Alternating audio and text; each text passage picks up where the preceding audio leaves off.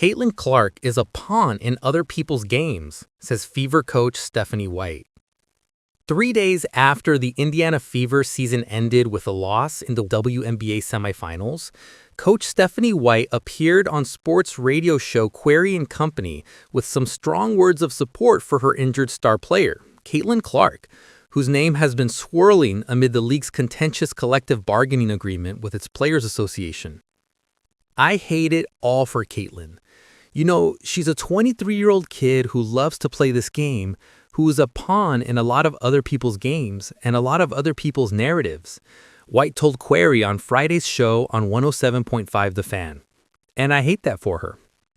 In her exit interview earlier this week, Players Association Vice President Napheesa Collier of the Minnesota Lynx relayed a conversation she had with WNBA Commissioner Cathy Engelbert, in which Engelbert allegedly said Clark owes her off-the-court income to the exposure she receives from the league.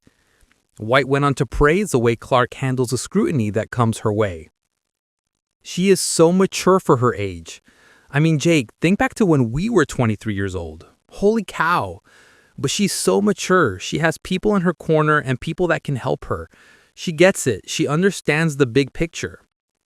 White said she has conversations with Clark to help guide her, but acknowledged she has never been in Clark's shoes. No one outside of a Tiger Woods, a Serena Williams, you can probably name just maybe a handful more of athletes who have been the game changers and who have experienced what Caitlin Clark is experiencing. Other than that, no one can really relate to what she's going through. I think the biggest thing is we can be there for her. We can offer perspective and do what we can to help deflect and navigate. But at the same time, it's a life that she has to lead. And I think she does it admirably, with so much grace and humility.